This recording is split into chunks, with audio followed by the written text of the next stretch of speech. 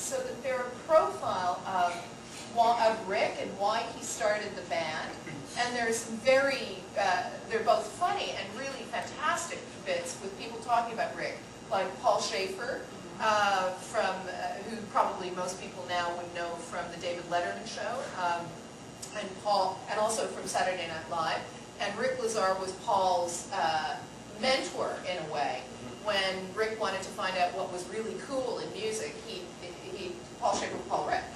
And they grew up together. Yeah, and they grew up in Thunder Bay. And Lorena McKinnon is in it, and Bruce Cockburn, and so you have the documentary gives this kind of context to Rick and to all the people in the band. You find out about when people join, why people join, how long they've been there. So you get this very rounded picture of just how cool a thing Samba Squad actually is. So what we're talking about is not a concert film per se. It's something that really gives you a feeling of why this thing happened, how it happened, who's involved, how it came together. And there's also real skill in doing that, going from music video, which is short form, and building out into these much bigger, and in a way quite profound films.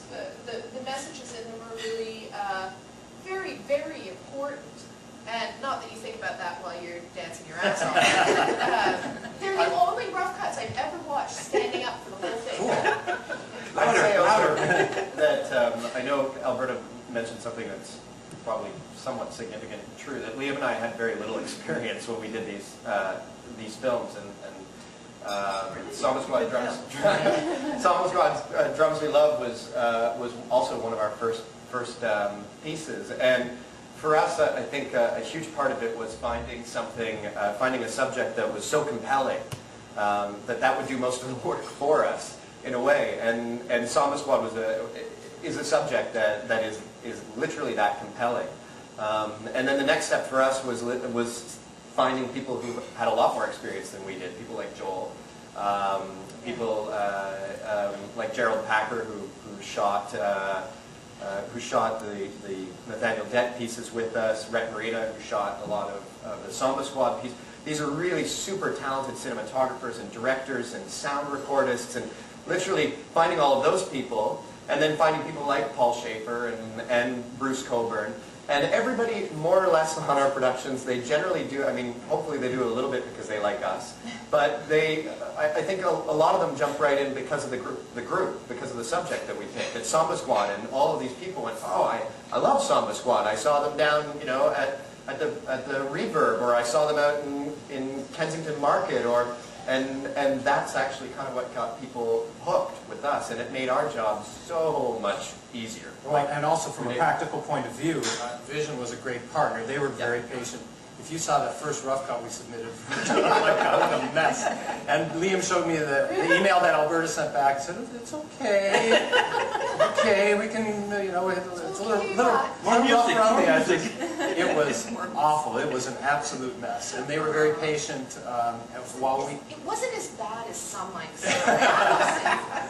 But they were very patient throughout the entire process, and for people with little experience or younger filmmakers, it's always good to have a nice partner who's very patient, because a lot are not, and a lot will meddle. And Vision was a great partner as far as that was concerned too. Yeah, we've been. I would say Liam and I have been.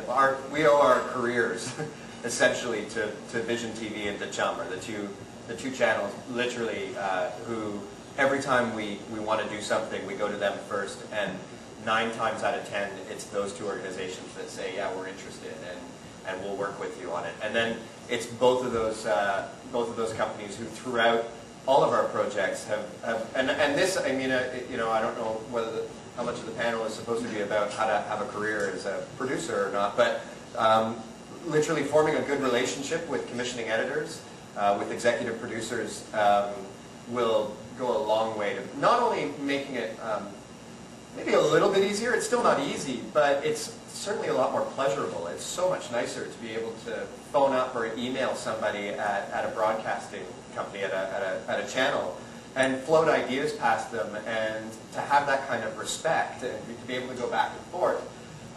makes it just a lot more pleasurable. You know, and then you get to really concentrate on the work. And I can't say, this is where I get choked up, literally, talking about vision and talking about Bravo. Well, it's a spiritual channel. This little hand.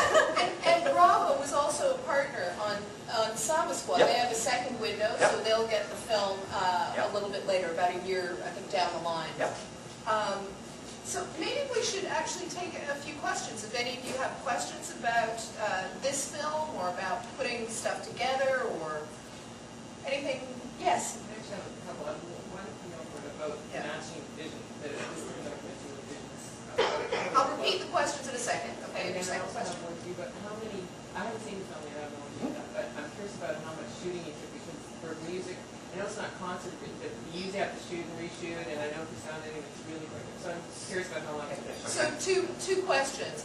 One about the match for this film with Vision TV, and a second one about the style of shooting. How much had to be shot and reshot, because quite a lot of the film is performance. So the first one about the match of this film and Vision TV. Vision has always been interested in films that have to do with multicultures. I wouldn't say multiculturalism, but about how people from all kinds of backgrounds, all kinds of races, ethnicities, ages, all kinds of stuff can come together on things. So this, I mean, what Samba Squad? Hello, how hard was that? So It is multicultural. that was a perfect fit for us. We also like things that are entertaining, celebratory, and this film has all of that, absolutely all of it.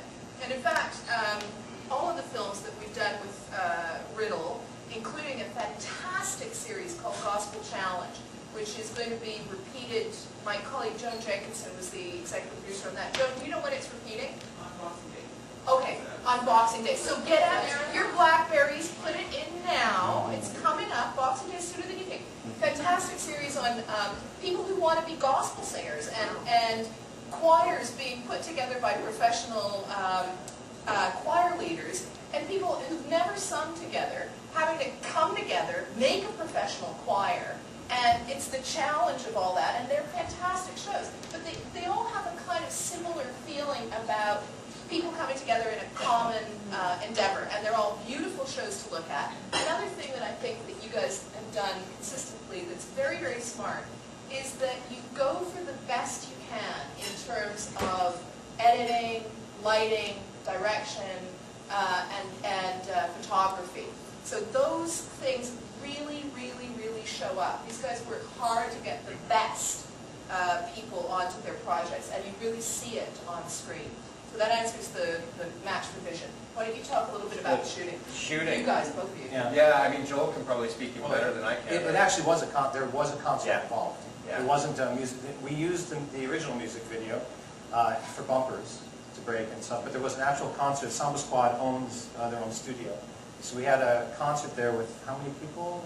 Oh my The whole band. Yeah. No, I mean as far as the audience. Oh, the audience, at least 100 300, people. 400. 300, 400 people. Yeah. So we shot it It's like a multi-camera. party. We had a truck. I directed it multi-camera. But we also used clips from, we rented a double-decker bus. We put the entire band in the bus, and we drove around to different ethnic areas of Toronto, Little India, Chinatown, Little Italy. Yeah. Little Italy, and every stop, they just got out and started playing. Yeah. That was covered by, what's the sound company, I'm sorry, that we partnered with? Well, that was Spence Thomas. Spence Thomas. Yeah, Spence Thomas. Sound. Yep. Did the sound for